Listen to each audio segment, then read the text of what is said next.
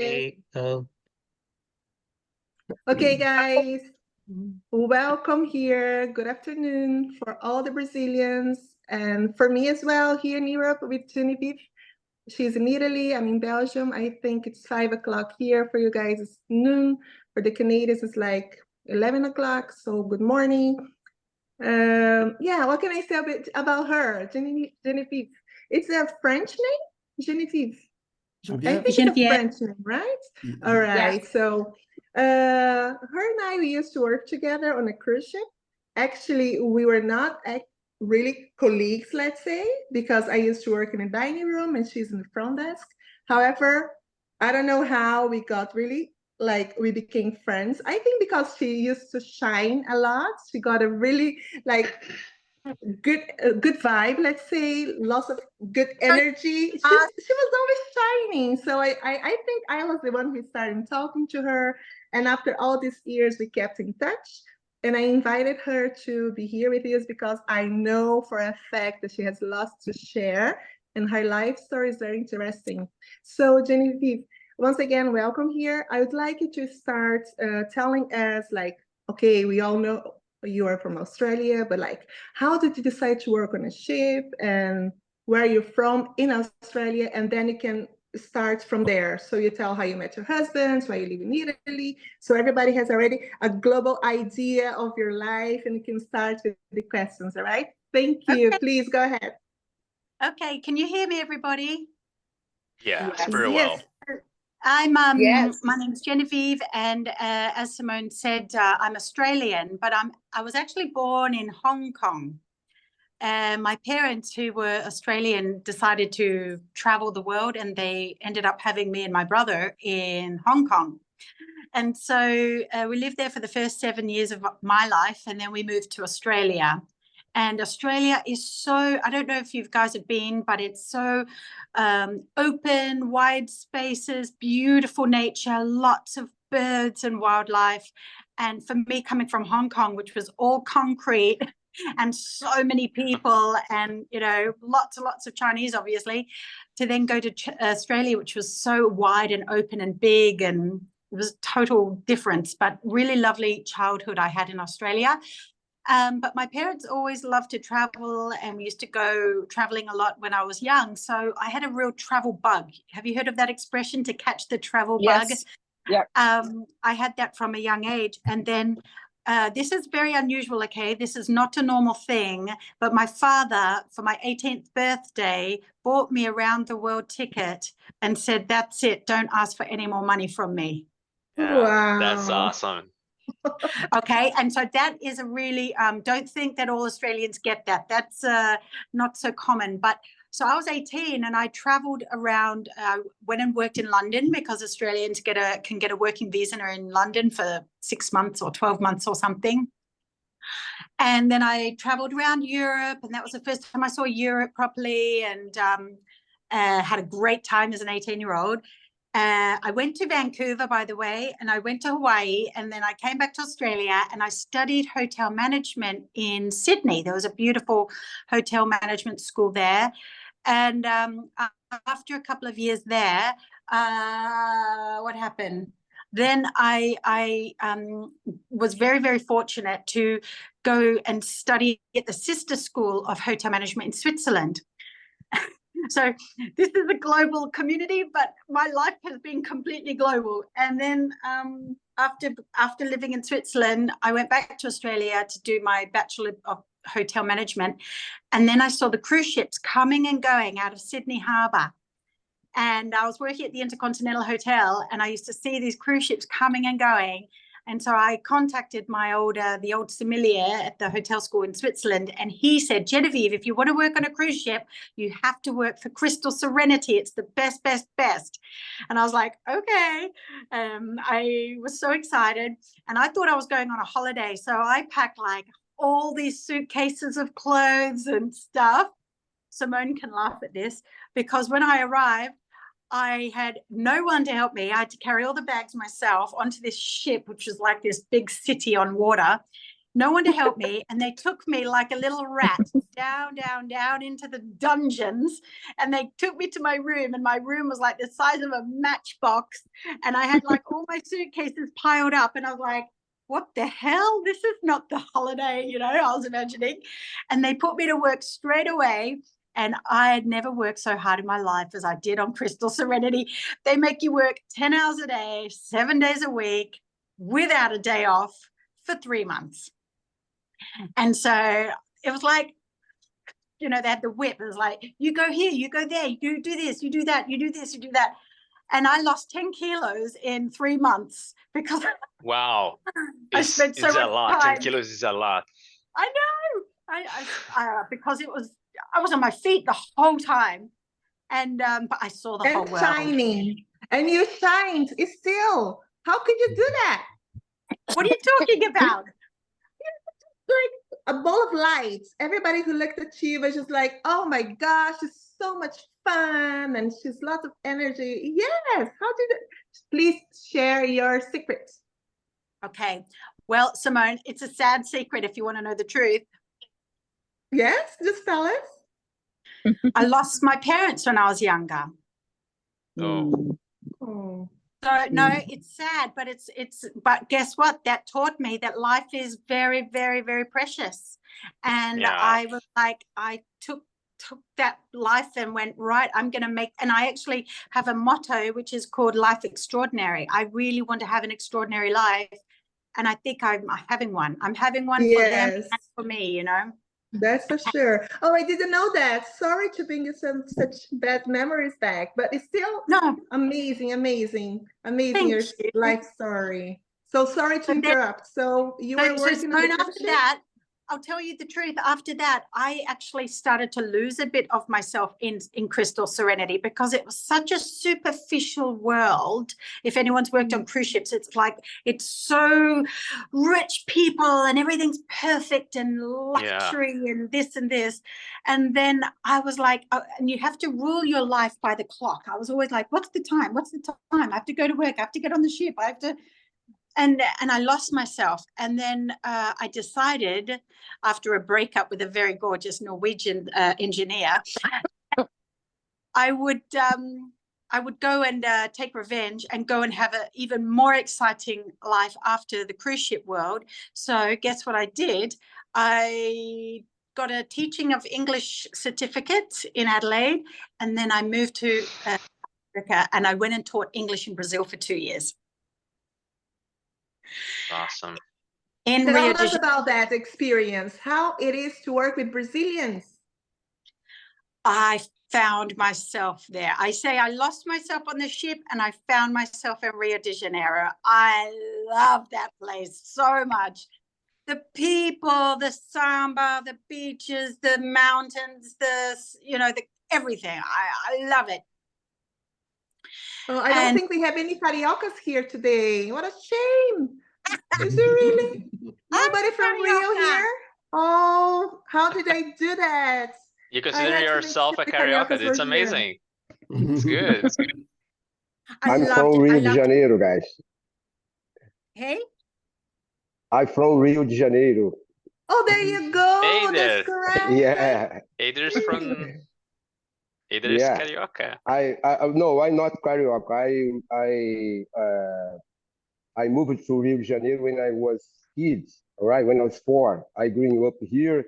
I consider myself a carioca because I have carioca spirit.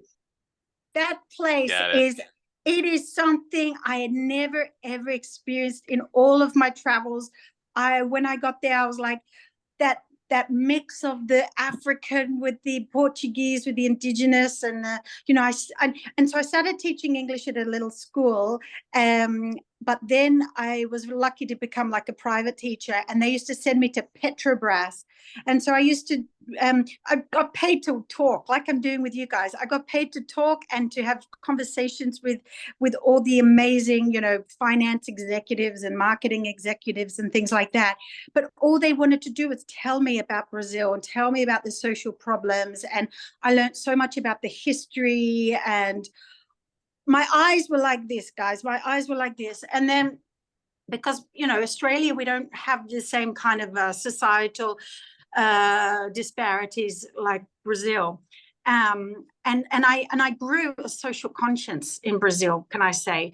I really decided there and then. I actually had an epiphany one day, because I was looking at the Christ statue, and I was had a view from my apartment. I was drinking a beer, and I could see the Christ, and my grandmother called me from Australia. She said, "Oh, Genevieve, you know, when are you coming home, darling?"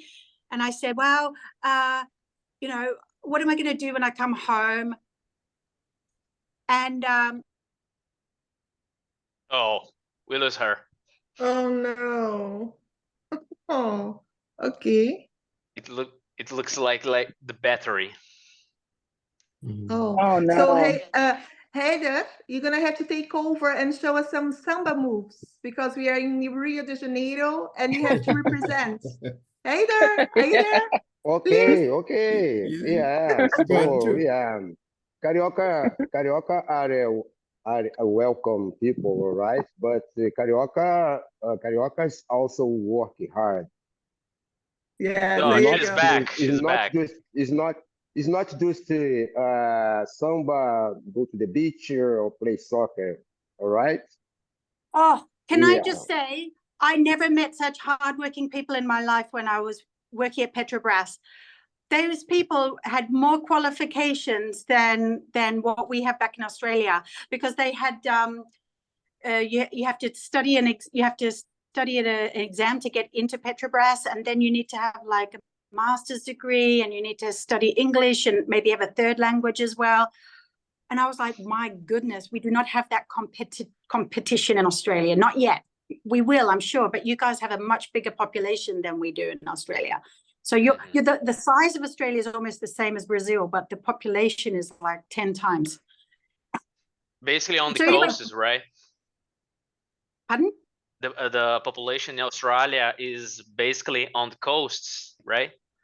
Yes, because in the middle it's all desert. You can't live in the Yeah, middle. the outback. Yeah. The outback, yes. Sorry, I was just saying I had an epiphany there because of the societal problems there, that I realized I wanted to do something different, make a difference. And I called my grandmother, and she was like, "Genevieve, what are you going to do when you come back to Australia?" And I said, "I'm going to work in a hotel." And she said, and this changed my life, "Why would you like to serve those that can serve themselves?"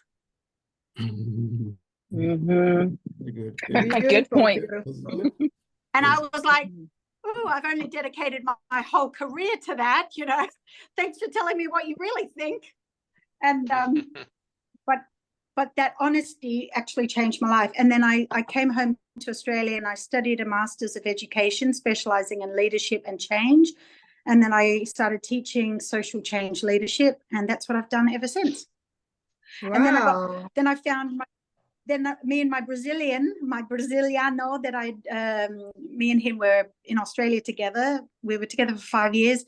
He and I separated because he wasn't ready to settle down, and I wanted to. And then I moved to Perth, and I met my Italiano, and now I'm married to an Italian, and we're living in Italy. We've been living here for 2 years, and we've got 2 little children. And that's my story, guys. Wow. Wow. Where in Around the Italy do world. you live, Genevieve? Oh, sorry, I'm trying to pronounce your name Oh, just call correctly. Genevieve. Jenny. Yeah, Jenny. okay. I live in a little tiny town called Marzeno, which is a little agricultural town near Bologna and Ravenna, and an hour and a half from Florence. Is it? Cool. Oh, so it's almost north, I think. Oh, look, we're having a look. Yeah. What is the name again, Jen? Okay, if you type in Faenza, Faenza. Oh, yes, I know that place. That's it. North of Okay, Florence. And then zoom out, and then it's northeast. Yeah, so there's Bologna, Close to and that's the Bologna. nearest airport. If you zoom out even more, you will then be able to sort of see where I am. It's very hot at the moment here. Sorry, what is the name again? What's the name? Faenza. Faenza. Faenza. Oh, this little village here. So what questions do you have for me, guys? Okay, guys, before we start with the questions, please raise your hands. Otherwise, everybody's going to start speaking at the same time. We have a full room and you have to follow up. When you finish the question, Genevieve, please say, okay, did I answer question? And then go for further. Otherwise, it's going to get a little bit confusing. Please, who was the first person who would like to ask a question? Okay, nobody wants to ask a question now. Let me think about something that I'm going to ask. Oh, we got a question. Go ahead, Richard. Hi, Genevieve. Richard here from South Africa, Cape Town, which is the Sydney of South Africa. I've been to Cape Town. Cape Town is stunning. It's Sydney, Australia. I consider it almost the same. Yeah. Good question. I mean, you're a lady of the world. You're well traveled. Why Italy and not Australia? And I'm talking as a southerner because I mean we get good weather right through the year practically. So, have you been to Italy? Yes, I have. No, it's beautiful, stunning as well. I'll tell you what Australia is lacking that I'm really getting my fill of here is the rich tradition and culture. So the history of Europe, for me, is very appealing because Australia is such a new country. It's only like 200 years old, and I lived there for half of my life at least. So nothing is new, and as a woman of the world, as a gypsy, I love that feeling of newness. I'm kind of addicted to that new, what's around the next corner, adventure, curiosity, and I get that living here, whereas I don't get that in Australia. That makes sense, yeah. But I love it, and I will go back there. We've been here for 2 years. We might live here another 3-4 years, and then we might go back. I'm lucky to be able to choose.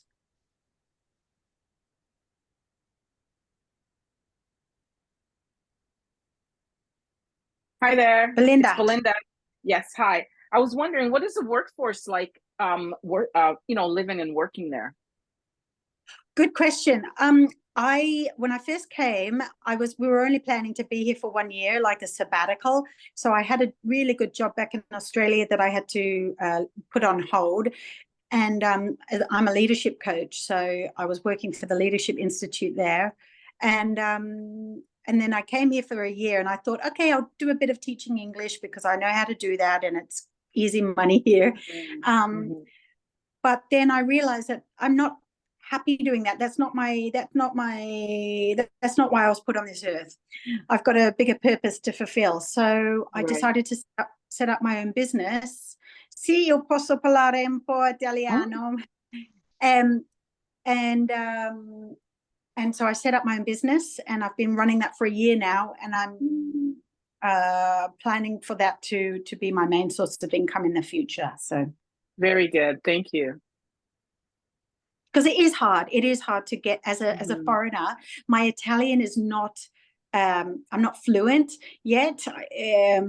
It's not so easy for me. Like, I don't know why, but Brazilian Portuguese was easier for me to learn, just because maybe all my friends were Brazilian and I really got into the culture there. But here in Italy, everyone I speak to is always in English, and I'm finding it hard to learn the grammar. The grammar is really hard. Of course. Yes. I think it's like that in any country. I remember when I was in Chile for 6 weeks. I was there for 6 weeks, and my Spanish just came because everyone around me spoke Spanish, right? So I was forced to speak Spanish. So for me, almost the 2 months, I was almost fluent because it was an everyday thing. It was getting up in the morning. I had to ask for breakfast. It was the vino tinto. It was the whatever it was, the huevos. Like, it was just everything, and everything had to come out in like a sentence, right? So it took me a while, but yeah, it takes a while. If you are just dropped in somewhere in the center of anywhere, you're forced to learn the language. If they're if you are speaking, if they are speaking the same language as you, then it's going to be much harder. Like you're saying that it is right now, right? Because you're surrounded with people. You need to be motivated to learn the language. And I think in Brazil, I was much more motivated because not like my husband, my boyfriend's family couldn't speak English. And so I really was motivated. But here it's like, it's a bit easier for me. So I've been a bit lazy and I've been busy, like setting up my own business and stuff. But now that I've got the business set up, I actually do want to go and study again. And I'm motivated because I want to apply for the citizenship, and you need the level of B1 in Italian to do that. And I'm probably A1, A2, so I really need to. You'll get there. You're still young, so it's all good. The younger you are, the easier it is to pick up any language, right? But both my children are bilingual now. It's amazing. They came here 2 years ago with 0 Italian, and now are fluent. School. Yeah, school and the people around them. Yeah, that's what it is. And their heads are like, their brains are like sponge, right? Soaks everything up. And Richard, you said they're passionate people. They're definitely passionate. And that's, you know, I think that's why I'm much more of I'm almost like a Latino blooded person, because where I'm from in Adelaide, my family I would say they're more English. They're sort of that British kind of background. And they're so, I don't want to say boring. That's a really mean thing to say, but there's not much heart and soul. There's not much passion. There's no passion, right? Yeah. Yeah. And so when I went to South America and now in Italy, that's me. That's, as Simone said, I'm like that. So I think I have Latino, I don't know, ancestry or something in another life. Okay, Heider, you have a question? Yeah, I'd like to know how long did you spend in Rio de Janeiro, and what? 2 anos. What? 2 anos. Sorry? Okay. So what? 2 years. I used to live in Botafogo, and then I moved to Copacabana. And all the fun places. Oh my God, I had a blast. And I used to go out dancing in Lapa. And I actually wrote a book about living there. I never published it. I need to do something about that because I never published it. But it was so interesting for me living there. You know, little things like going on the beach, okay, and seeing these women with, they would put bleach on their hair on the beach. Oh, wow. Now that for me was the weirdest thing I'd ever seen. What type of bleach? Are you talking about bleach as in to bleach blonde, or bleach as in washing clothes? Like they're stripping their hair. Oh, on stripping their hair. legs. Okay. Oh, okay. On their legs. They would put it, and the man would walk by selling it on his shoulders. And I was like, what the? And they all wear these teeny bikinis, and you know, in Australia, our bathing suits are so big and ugly, and in Brazil, it's all so teeny. Yeah, it's teeny. They're like strings of bikini. Yeah. And then I started going to the gym because I was like, I need to fit in. Like, I'm not really fitting in. And so I started going to the gym, and I started running, and I became very, I think I started to look like a karaoke. I loved it. I love samba. I learned how to dance samba. I was in the Carnival parade. I got a costume. Iemanjá. Wow. It was incredible, guys. Like I love Brazil so much, really, I do. And I traveled all the way up north to oh God, I forgot the names of the places now. Salvador. I went to Carnival in Salvador, and then I went up even further to the Amazon, and then I went to the Lençóis de Maranhenses. Yeah, Lençóis de Maranhenses is unique. And I traveled all around. I loved it so much. I know, me too. I love Brazil. But my Brazil is not finished. My trip for Brazil is definitely not finished. I have to go back. I've never been to Rio, and that's my next move. Oh my is to goodness. Rio. Rio Yes, because is I'm. so beautiful. Like I know. it's and there's places that's that you my. can, if you find a bar that sells, you know, like a cold, icy cold coconut, and just sit by the lake and just look at the sunset, and you know, it's a very dreamy. I remember feeling very just dreamy there. Okay, guys. Fabio has a question.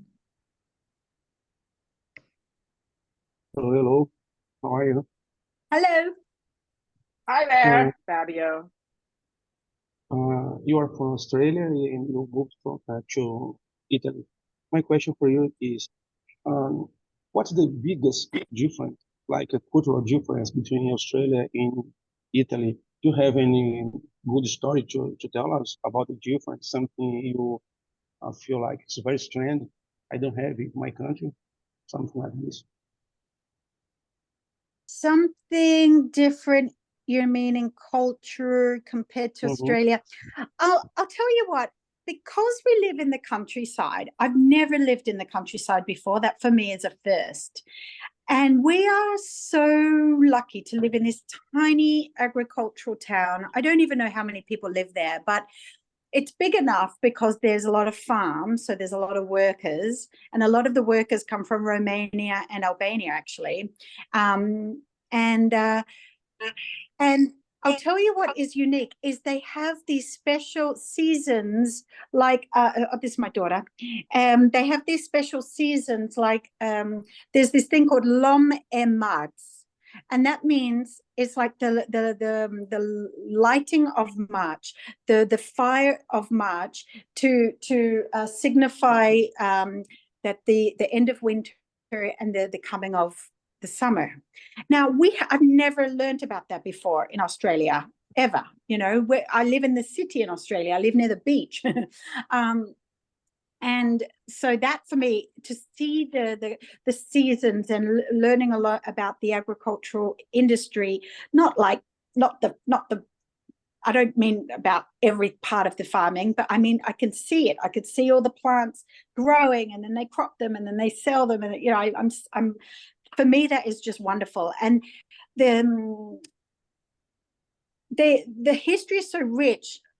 Like they have in the old town, they have people dressing up like in the ancient medieval costumes and not doing fights. They're not real fights, but you know, that kind of, there's different parts, like they call them reigns, like regions of the town. There's 4 colors and they all sort of compete against each other. And, you know, I just have this sense of history here, real thousands of years of history.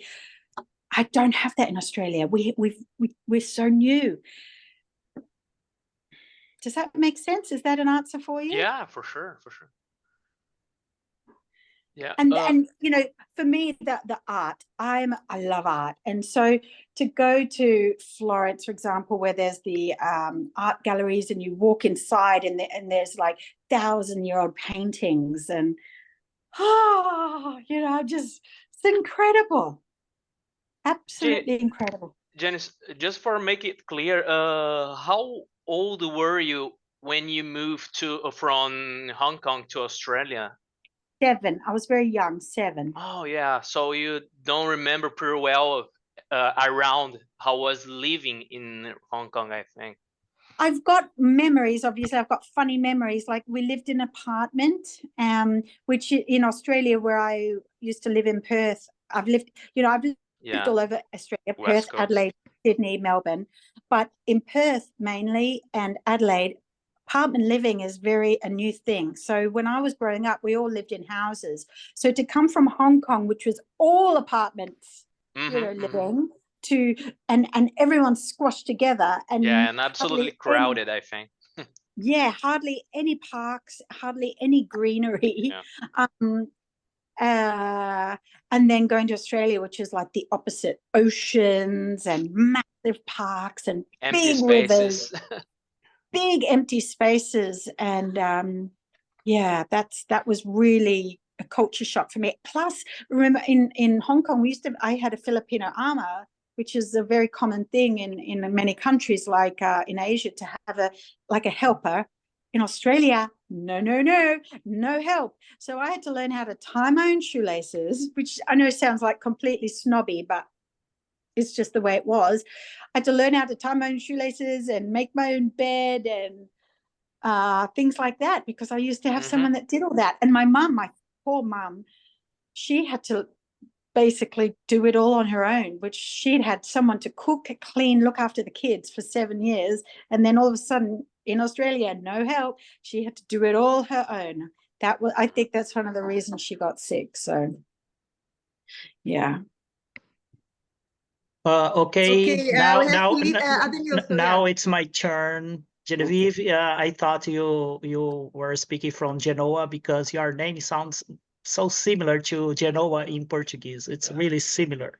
So I'm gonna share my screen because I have a question about this huge island called Sicily, and we see that Sicily it's so set apart from the rest of Italy, and I was wondering why it's so set so apart from the rest of Italy. There is this Italy, the country is like a boot-shaped country.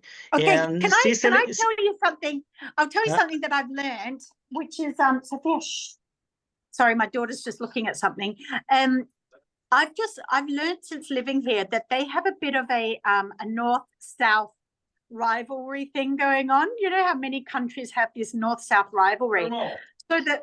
So the people in the north think they're better than the people in the south, and vice versa. Okay, and I don't actually know Sicily very well. I only went there on the cruise ship, believe it or not. When I was working on the cruise ship, I went to Taormina.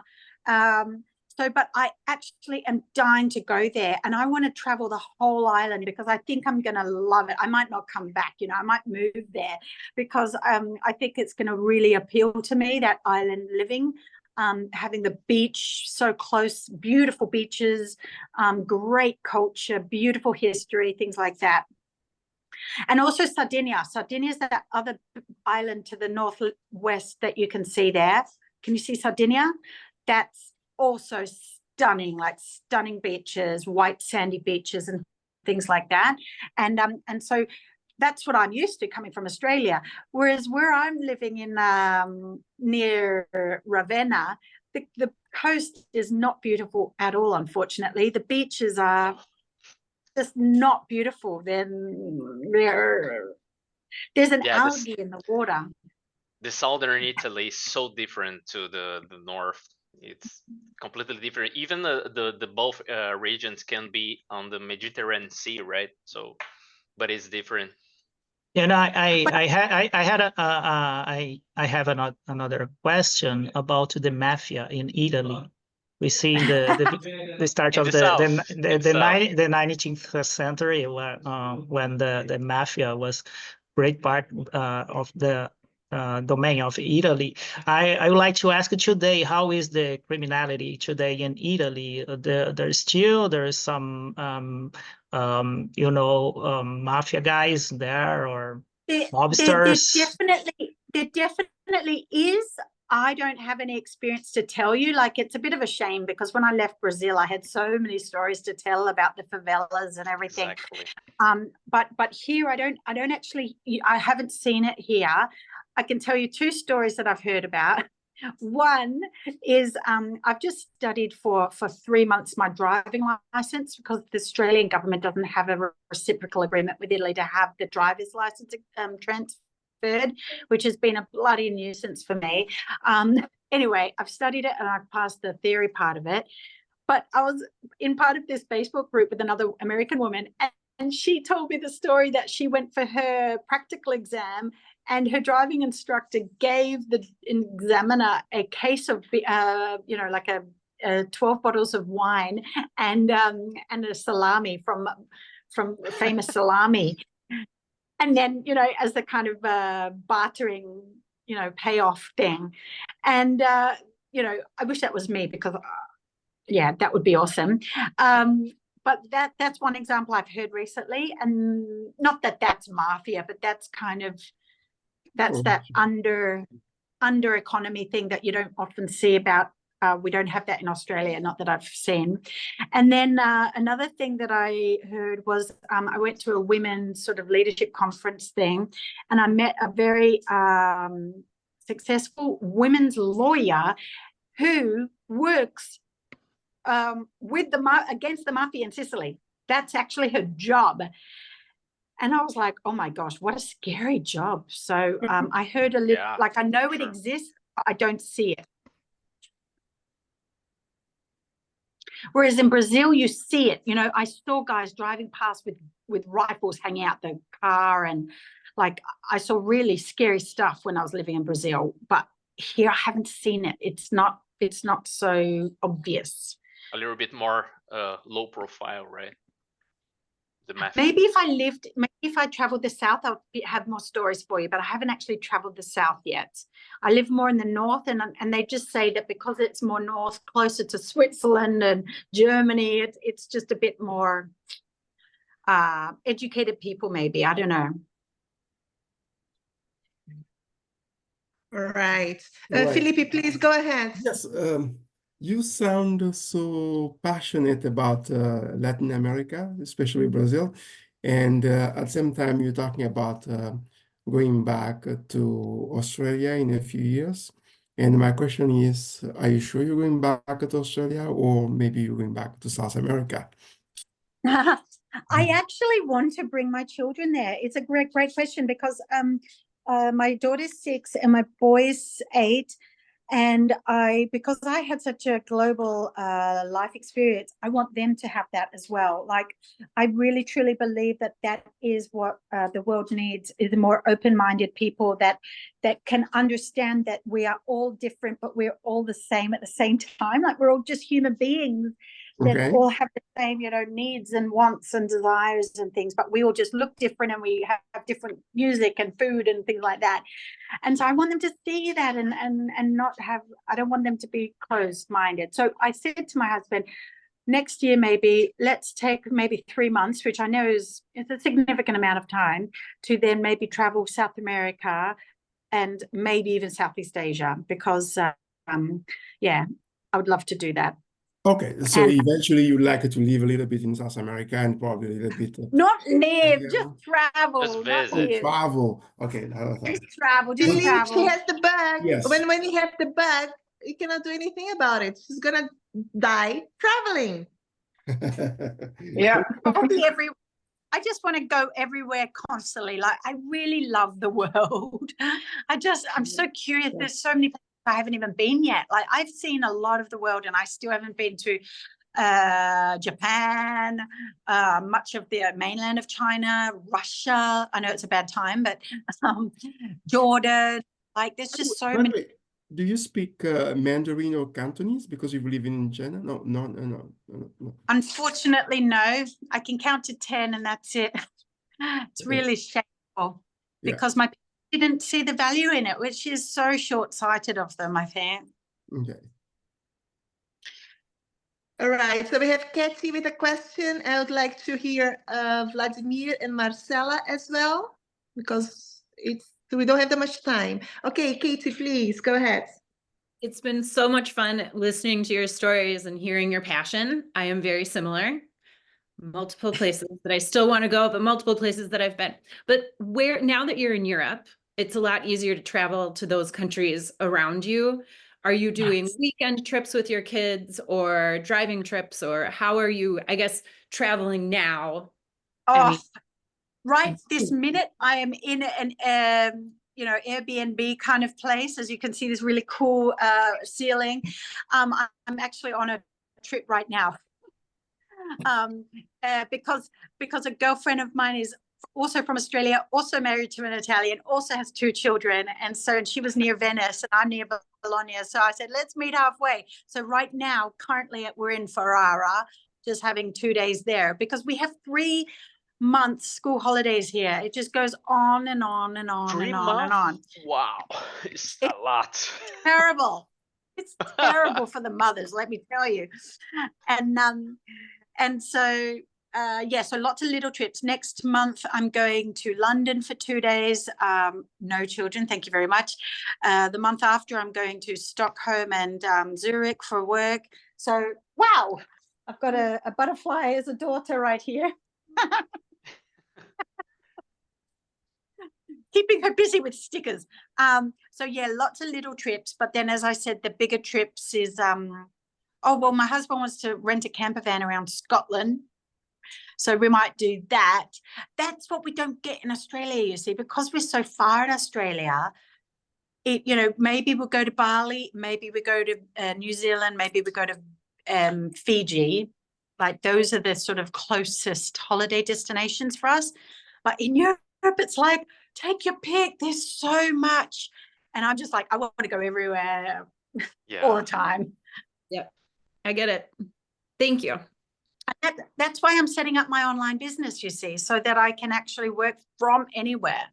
That's a real dream of mine because I've never done that before. Like, so you want to be a digital nomad? Digital nomad, yes, please. Yeah, I am. Are you? What's Yeah. your specialty? Web projects and some IT boring stuff. That's my biggest problem, is that stuff. That's not my area of genius. Don't rip it off. I'll do it. Yeah, so that's why I'm trying to do that right now, because it's I want to be able to work from anywhere. That would be a real dream come true. I work as a global mobility advisor, and I can tell you that the digital nomads are getting bigger and bigger part of the reality of the world. The problem at the moment is kind of every country wants to have a little piece of taxations, you know, so this is the big issue, but still the digital nomads are there and are there to stay. So because the new reality after the COVID, after the pandemic, is the hybrids or working remotely. Nowadays is more working remotely within the country because of the taxation. However, the digital nomads are growing. This is a new demand for the world, and people like you and me, I want to be whatever, you know, working because it's so attractive. Exactly. I don't know if you have kids, but it's so hard. Like in winter time, the kids were sick almost every single week, and we don't have a lot of help. Like, even though we have some family here, we don't have. They're not really hands-on. So I need to be the mum and look after my children. So that's why I wanted my business to be online for them first, and then second is to travel and work. So nice. Which ship did you used to work? I used to work in Splendor of the Seas, where I met Simone, and also in Navigator of the Seas in Royal Caribbean for 2 years. Wow. Yeah. I was on Crystal Serenity. Okay. That's cool. And it was beautiful. I started off in the bar for 3 months, and then I moved to the front desk, and that was sorry. Yeah, if you want to be here, you need to be quiet. Yeah, I love the I love cruising, but at the same time, I really missed a bit of my time on land, and I found that I became very removed from my friends and things. Like, I became this kind of real in-out. How long did you do that ship's life? Well, I did. My first contract started for 3 months in a bar, but then they ended up doing a world cruise, and they hired me for another 4 months. So I did 7 months at sea for my first cruise, which was crazy. And then but you spend a little, just a few days on land, I think, right? Is most part of the time is in the middle of nowhere on sea. Oh, the only time you spend time on land is like to sleep.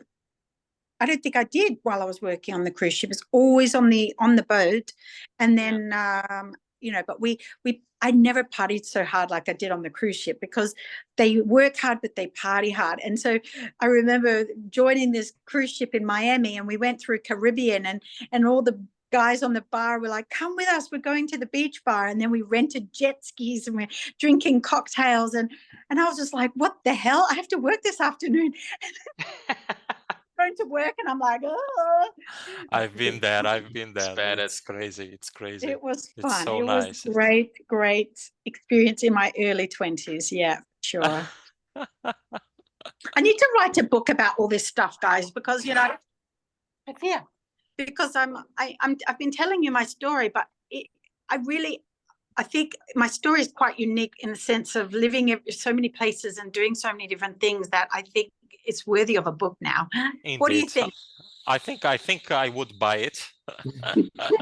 You explain well, and you put so much life, so much emphasis on it. I think that's great. I think you would do good writing a book, and it's the same time kind of reliving it, because once you are putting in writing, you're kind of releasing it to the world, you know. So it's nice. Yeah, nice and outlook. I've had, you know, the cruise ship life is so unique in itself, and then living in Brazil, that is, I know for you it's normal, but for others that is really unique experience. Yeah. Now living in Italy and I did the ship's life in 2002 to 2001 to 2003, so it was 2 years, and I still have a dream up to today that I'm somehow working there and I'm meeting those old friends and the new friends and faces that I never seen, but it's so vivid. It's a recurring dream.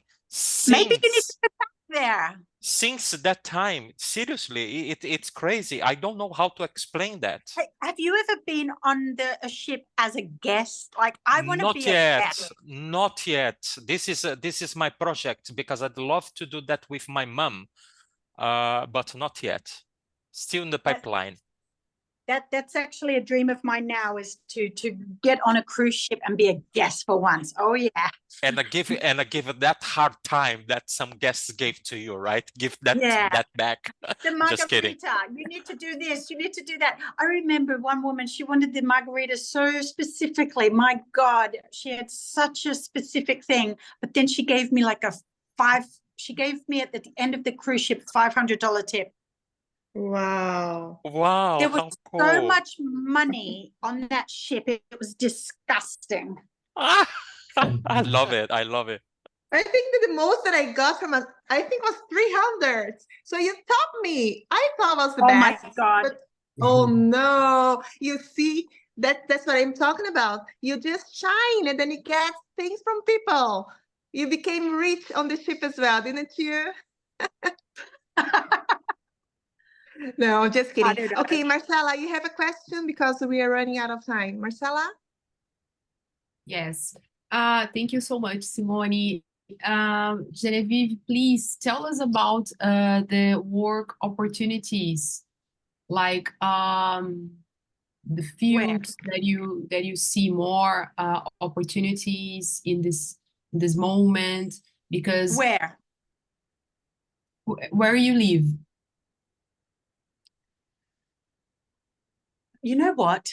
Italy is changing. It's a very old-fashioned place where I am. Like, I find it very old-fashioned, and it's becoming newer. It's the younger generations are coming up now, and it's becoming more global, obviously, and open-minded with the technology. So, like, I'm a coach. I'm a leadership coach. That in Australia, there's so much leadership coaching. Here, but it's very, very small industry here. So I think as technology and everything is getting faster and getting, you know, there's much more advances in technology. I think, anything to do with technology, but then the human element, like us leadership coaches and people that are, okay, there's one thing that I'm studying at the moment that I'm not sure if you guys have ever heard about. It's called the Inner Development Goals. So there was the United Nations Sustainable Development Goals that were made by the United Nations for tackling all the big global issues in the world. You might have heard about them, okay? United Nations Sustainable Development Goals. They found out that those were not being met fast enough. Why? Because the goal is by 2030. And this is the big things like no poverty, equality for women and gender equality and clean access to water and sanitation and all these kind of big problems of the world. And then they realized that they were not being met fast enough. Why?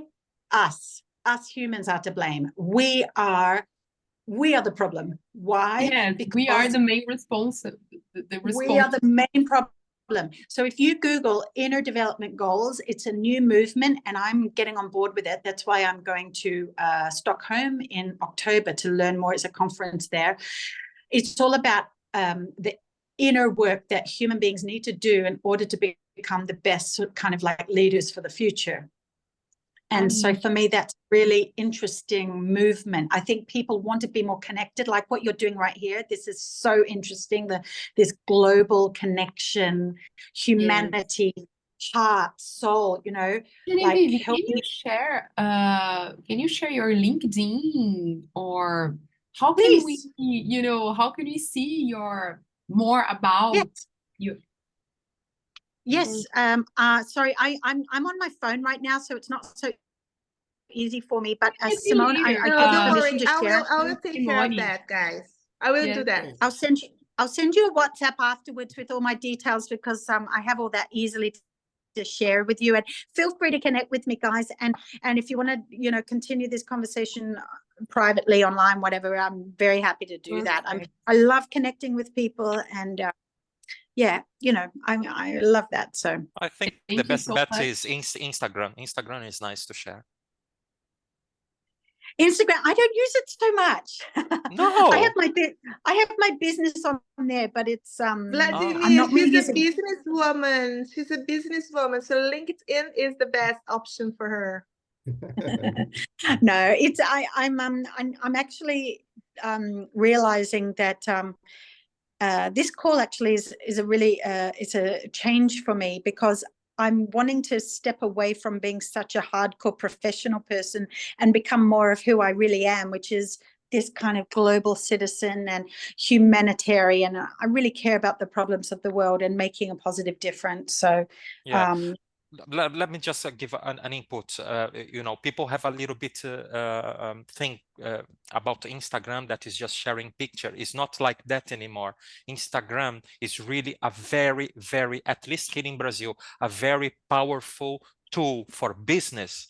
People are doing lives and sharing the content, also linking Instagram with WhatsApp. So it's very common to do business here in Brazil, more than depending of what you do, of course, but more than YouTube at the moment, and also LinkedIn. So it's just my remark, at least here in Brazil. Thank you for sharing that, because to me, the image I have of Instagram is like for fun, and LinkedIn is for business. No, here is different. Here is different. It's very strong. If you are in LinkedIn, you are in, basically. Yeah, for business. Yes. Okay. Oh, guys, this has been really, really a lovely opportunity to meet a whole bunch of people, interesting, educated, nice people. So thank you so much, Simone. And as I said, anyone that wants to. It's my pleasure. As a matter of fact, yes, as I mentioned a couple of times already, we are running out of time. I'm still at work, so I have to wrap it up some stuff here. So I'd like to thank you so much for being here with us. I'm sorry that I kind of begged you to join us, because I knew we would get a session like this, and it's really inspiring. I mean, I met you in person, and I know and I can feel your energy, but now online, it feels pretty much the same. So you're very enlightening, and it's true. Like, if you want to write a book, whatever you want to do, you're just going to put your mind into it, and you will be successful. I love also to see the fact that you have 2 children, and you seem to be also a very nice mom. I'm a mom as well. So it's very nice to see all the spaces that you have. Like, you talked about your husband, you talked about business, traveling, your family. Amazing, amazing, amazing. I'm really thankful that you are here. for all you guys, friends from all over the world, and the Brazilians who are joining us every single time, I really appreciate it. This is the unique opportunity. What is the purpose of this? Is it for global connections, or is it an English lesson? Like, I thought it was an English class. I don't really know what the point of this was. Yes, that's correct. My main goal is to get Brazilians to improve their English, listen to different accents, and get better. But as long as I'm not getting a full room with Brazilians, I'm inviting my friends from all over the world to join in. So afterwards, I will split it. I will make 2 different groups and sessions with global people and Brazilians. But at the moment, I'm just mixing it up a little bit because I'm doing the difference at the time. Like, for instance, now it's 6 p.m. for me, for you, for the Brazilians, it's 1 p.m. In Canada, it's noon. Well, yeah. If there are some friends from Australia, it's like 6 a.m. in the morning or 5, you know what I mean? So the time difference when you get people from all over, it's difficult. And the Brazilians who are online at the moment, they are either working or they're on a break. So, you know what I mean? So it's not easy to get a full room every single time, but we are all together working on it to get it better. And if you have some feedbacks on this session, you can tell me or tell us. We will keep improving, you know? So I think it's so cool. Such a great opportunity.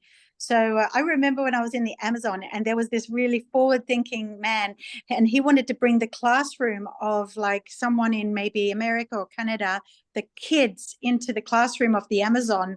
And I thought, wow, imagine that. And now look at this. This is, I know we're not kids, but it's still that globalization of connecting. It's brilliant. Yeah, that's wonderful. That's wonderful. I think this session is not only for English, but the global connection as well.